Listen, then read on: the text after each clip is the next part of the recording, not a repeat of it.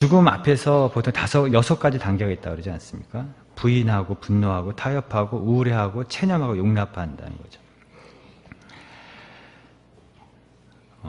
처음에는 부인한다고 합니다. 못 간다고 전해라.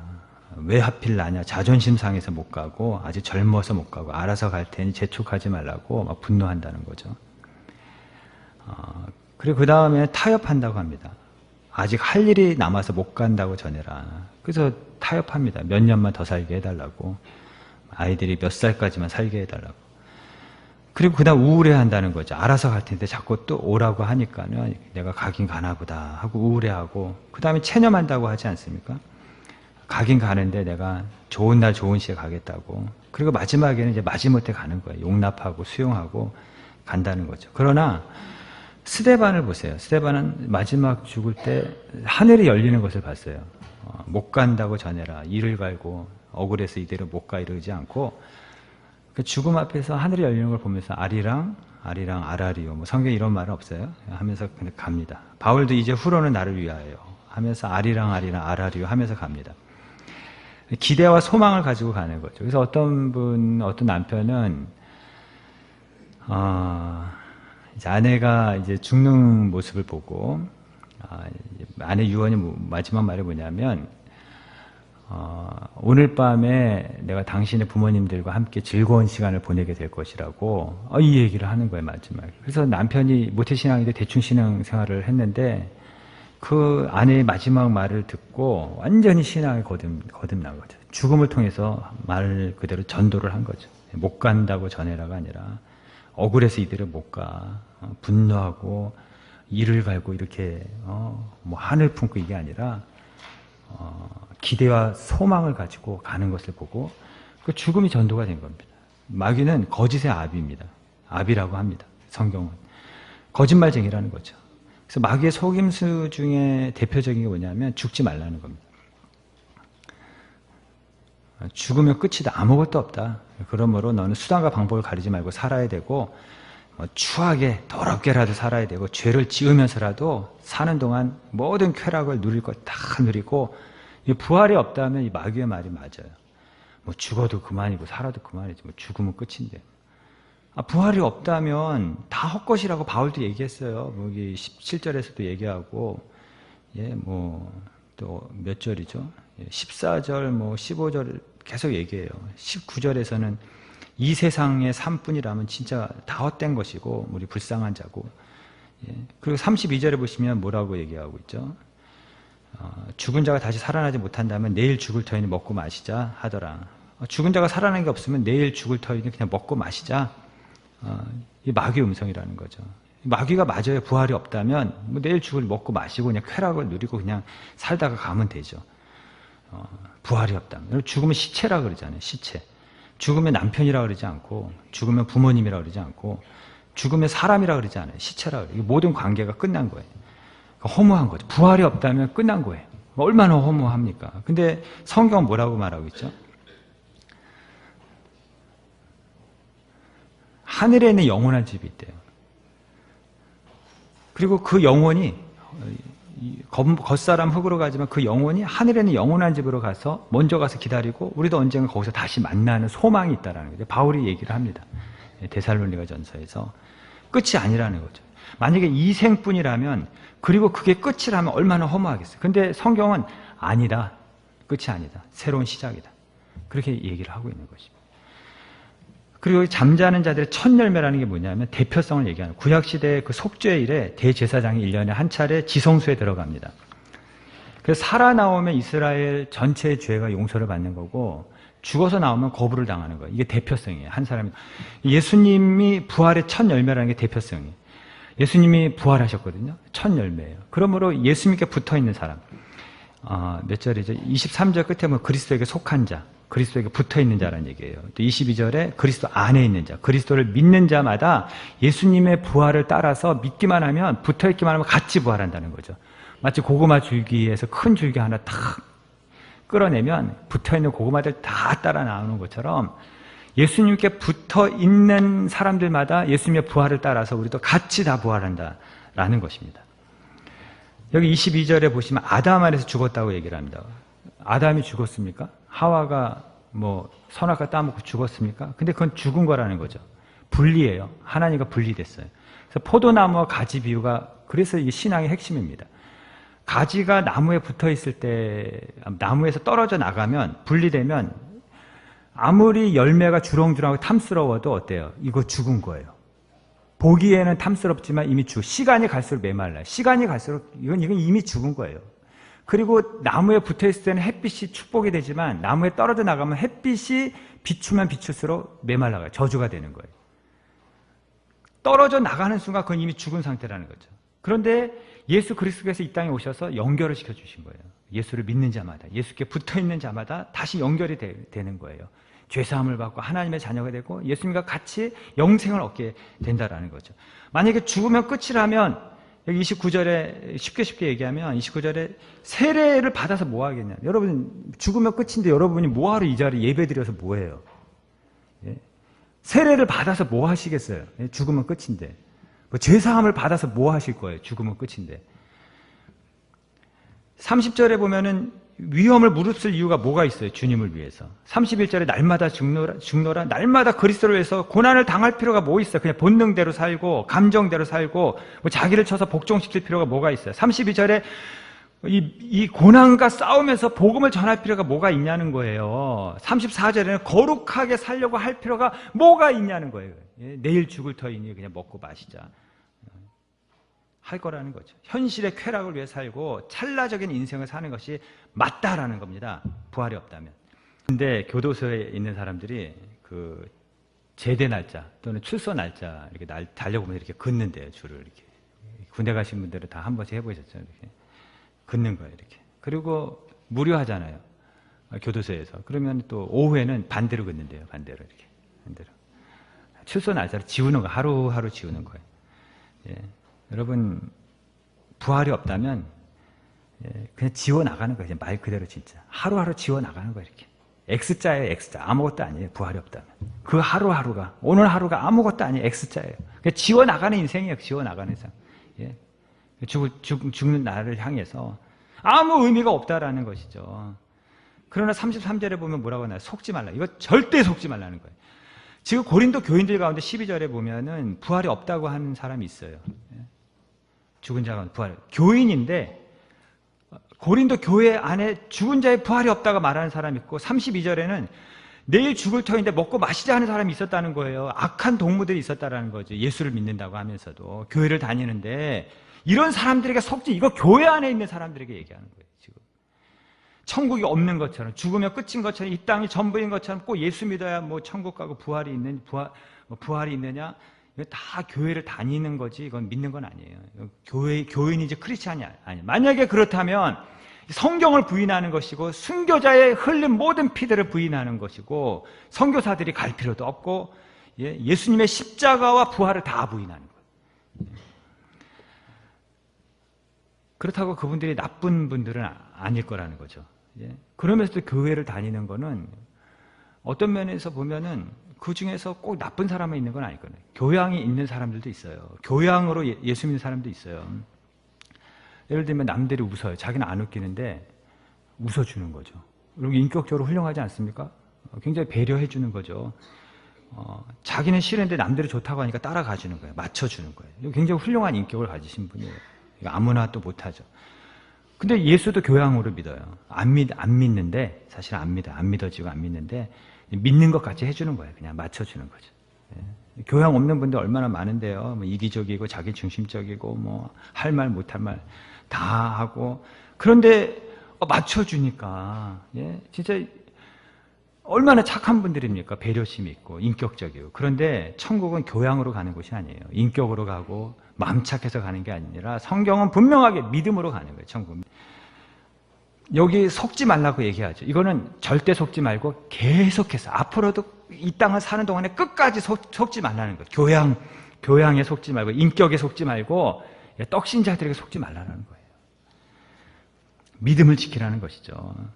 여러분 야고보서 4장에 보면 너희가 내일 일을 알지 못한다는 말씀이 있어요. 가끔 이렇게 보면은요 길 눈이 굉장히 밝은 분이 있습니다. 그분들은 한 번 갔다가 오면은 길을 이렇게 뭐 내비게이션이 없어도 길을 찾으시더라고요. 또 지도 한번 보고 가면은 웬만한 길은 다 가요.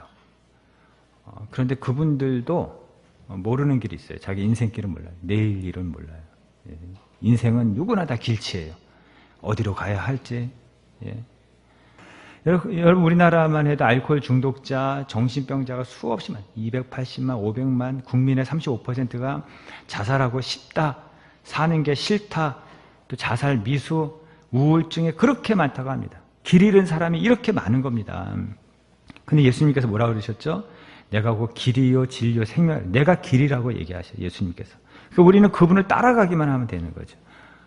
그 얘기 있잖아요. 뭐 뛰는 놈 위에 나는 놈이 있고 나는 놈 위에 붙어 다니는 놈이 있다고. 그러니까 우리는 붙어 다니기만 하면 돼요. 우리는 내일 일을 모르잖아요. 우리는 몰라요. 뭘 알아요, 우리가? 예? 유능하다고 자기 길 알아요? 유능하다고 어떤 길 가야 될지 알아요? 우리 몰라요. 그런데 예수님이 아신대요. 내가 길이래요. 그러니까 우리는 모르는데 예수님 아시니까 그냥 붙어 있으면 되는 거예요. 그분을 따라가기만 하면 절대로 헛된 인생 살지 않는다라는 거죠. 망할 인생 살지 않는다라는 거죠. 영생을 얻고 복된 인생을 산다라는 것이죠. 제가 아이들 3명을 키우면서 가장 마음 아플 때가 언제였냐면 예방접종 맞을 때예요. 1살, 2살, 뭐 3살 이 어린아이한테 예, 이 큰 바늘을 막 찌르는 거죠. 예. 간호사들은 자비가 없어요. 예. 긍휼이 없어요. 그냥 찌릅니다. 근데 그 아이들이 울면서 누구를 봐요? 엄마 아빠 봅니다. 그 눈빛 마주침이. 예. 막아달라는 거죠. 막긴 뭘 막아요? 자기를 막죠. 자기를 막 이렇게 하는 걸 붙들고 막 그러지 않습니까? 아이가 왜 그래요? 왜 원망하고 불평? 몰라서 그렇죠. 우리가 왜 원망하고 불평하시는지 아세요? 몰라서 그래요. 예. 주님이 너무 한다고 왜 생각되는지 아세요? 우리는 모르고 주님을 알아서 그런 거예요. 주님을 알기 때문에 그렇게라도 살리고 싶은 거예요. 그렇게 해야지 복을 받거든요. 그래야지 건강해질 수 있거든요. 그래야지 사는 길이 열리거든요. 그래야지 잘 될 수 있거든요. 근데 우리는 모르니까 주님을 원망하고 예, 뭐 의심하고 그렇게 하는 거거든요. 제가 가끔 그 양 얘기하잖아요. 여러분 양이 가장 약한 동물이 양이잖아요. 그 양들 중에서 아무리 유능해도 양이에요. 양이 2, 3m밖에 못 본대요. 근데 아무리 유능한 양도 눈이 좋은 양도 뭐 5m밖에 더 보겠어요? 예. 아무리 힘이 세도 그래도 양이죠. 세상에서 가장 유능한 양도 그냥 양이에요. 예. 아무리 유명한 양도 그냥 양이에요. 아무리 양들 중에서 권세 있는 양도 그냥 양이에요. 양. 예, 뭐 양이 변해서 뭐 사자가 되고 그런 거 아니라는 거죠. 그래서 그 유능함과 권세를 믿고 까불다가는 예, 도리어 길 잃고 죽는 거예요. 100% 죽는 거예요. 목자를 떠나면. 그리고 캄보디아의 킬링필드 정의를 외치면서 수백만, 뭐 인구의 3분의 1을 죽였다는 뭐 말도 있는데 수백만을 죽인 거예요. 예. 이거 인간의 유능이 한 짓이에요, 여러분. 유능하다고 하는 인간들이 한 짓입니다. 무능한 사람들이 저지른 게 아니에요. 예, 여러분 유능한 인간들에게 항상 따라오는 게 있는데 그 교만이 항상 따라옵니다. 유능한 히틀러가 유대인을 600만 명을 죽인 겁니다. 예, 유능한 인간이 핵폭탄을 만들죠. 무능한 인간이 만들겠어요?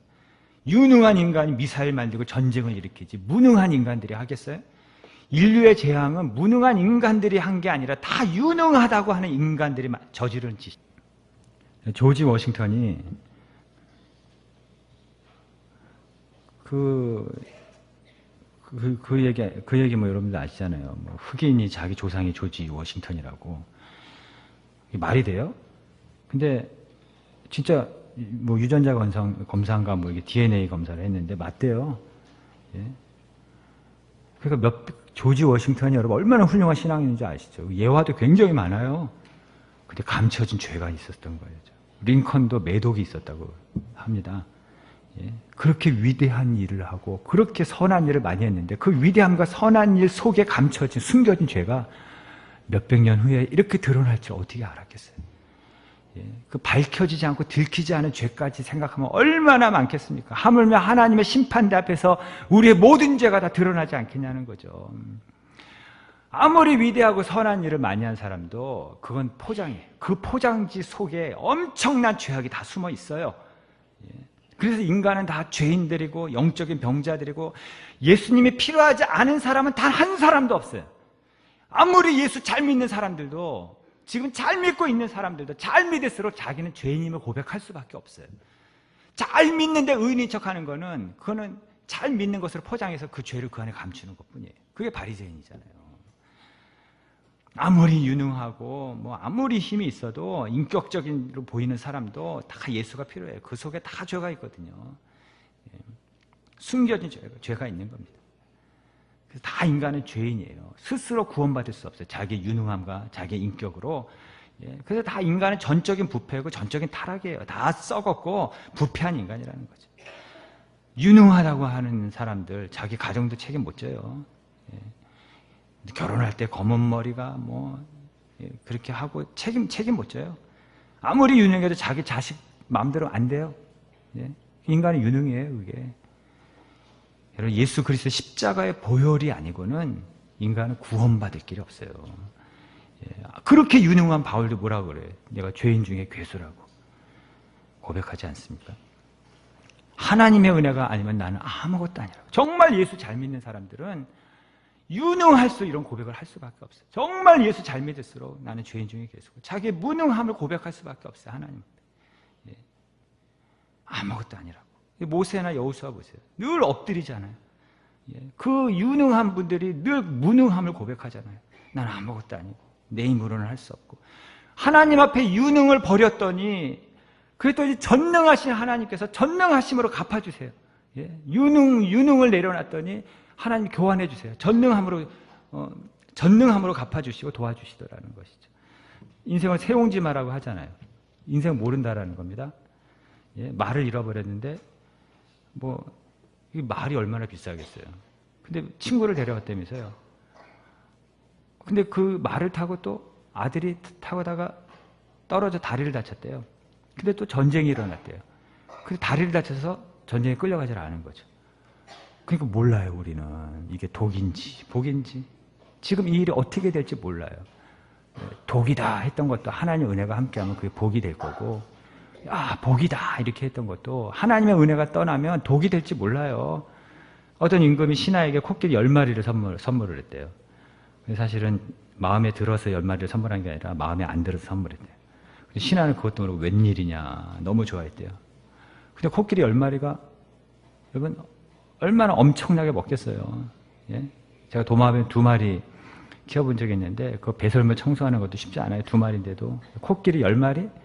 그 10마리가 배설하면 수영장입니다. 수영장. 또 얼마나 먹겠어요. 감당이 안 되는 거죠. 그래서 임금이 줬는데 그거 팔 수도 없잖아요. 팔 수도 없고 이러지도 못하고 저러지도 못하고 그러다 망했대. 축복인 줄 알았죠. 그랬더니 아니더라는 거죠. 인간은 모르는 겁니다. 그 양이 이게 독초인지 약초인지 모른다 그러잖아요. 그래서 반드시 목자가 앞장서서 독초를 다 뽑는 데요. 그래서 양은 목자를 따라가야지 사는 거예요. 심지어 자기가 먹을 게 이게 독인지 약인지 모르고 먹다가 죽는다라는 겁니다. 약인자 또 독초일수록 그렇게 화려하대요. 이쁘대요. 그 목자를 따라가지 않고는 양은 무조건 죽는 거예요. 무조건. 엄마가 어린아이한테 설명한다고 어린아이가 이해합니까? 하물며 전능하신 하나님께서 우리에게 어떤 설명을 한다고 하는데 우리가 이해할 수 있겠어요? 그래서 믿음은 그분을 믿고 신뢰하고 그냥 따라가는 거예요. 그분의 말씀이면, 그분이 하시는 일이라면 우리는 믿고 따라가는 것이 그게 믿음이라는 거죠. 여러분, 시계가 시침하고 분침이 같은 방향으로 가잖아요. 맞죠? 같은 방향. 따로 간다고 생각해요. 망가진 거예요. 따로 간다고 그거 망가진 거죠. 우리가 주님을 믿는다고 하면서 따로 가요, 우리. 주님하고 다르게 가요. 그 망가진 인생이에요. 고장난 인생이에요.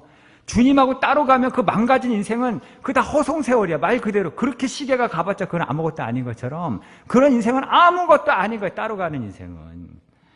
역대하 26장 5절에 이런 말씀이 있어요. 스가랴가 여호와를 찾을 동안에 형통했다. 여호와를 찾을 동안에 하나님이 우리에게 형통을 주십니다. 의사가 말합니다. 쉬라고. 지금 쉬지 않으면 당신 큰일 난다고. 안정을 취해야 된다. 그럼 순종합니다. 웬만한 분들은 유능한 의사가 얘기할수록 순종합니다. 근데 하나님이 말씀하시면 순종 안 해요. 주일날은 안식해야 됩니다. 예배드려야 됩니다.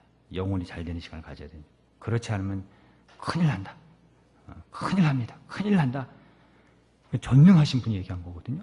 근데 우리 무시해요. 막 인간의 유능을 가지고 반항하고 저항하고 합리화하고, 우리가 그럴 때가 없나요? 유능한 의사가 말하면 두려워가지고 막 순종하면서, 전능하신 하나님 말하면은 무시해요, 무시해요. 여러분, 하나님을 찾을 동안만 형통한 겁니다. 하나님을 찾을 동안만. 그 양에게 있어서 딴청은 곧 죽음이에요. 양은 무조건 들어야 사는 존재예요. 이건 운명이 걸린 문제예요. 운명. 목자의 음성 앞에 딴청을 부린다든지 목자의 음성이 아니라 딴 소리를 들으면은 이건 무조건 양은 죽는 거예요. 찾을 동안에만 형통한 거예요. 따라가는 동안에만 형통한 것입니다. 여러분, 여호와의 선하심을 맛보아 알지어다. 여러분, 술 좋아하시는 분들, 술이 왜 땡기죠? 한번 얘기해 보세요. 술 좋아하시는 분들 한번 얘기해. 그게 술 맛을 알아서 땡기는 거예요. 술 맛을 모르는 분들은 땡기질 않아요. 뭐 알아야 당기죠. 담배가 누가 땡겨요? 예? 얘기해 보세요. 그 맛을 아는 사람이 땡기는 거예요. 여러분, 우리는 주님 목자고 우리 양이에요. 양이 사는 길은 이게 당겨야 돼요. 은혜가 당겨야 되고, 그래서 사모하는 자에게 만족하면 된다 그랬죠. 예배가 사모함이 있어야 되고, 성경에 있는 것을 사모해야 되고, 막 큐티하는 걸 사모해야 되고, 사모해야지 살아요. 그 맛을 아는 사람만 그 영혼이 살고 하나님의 만족함을 주시는 거예요. 마치 갓난 아이들 같이 신령하고 순전한 젖을 사모하라고 하는 것처럼 우리 안에 갓난 아이가 있어야지, 사모하는 마음이 있어야지 우리 살아요. 우리 영혼이 살아요.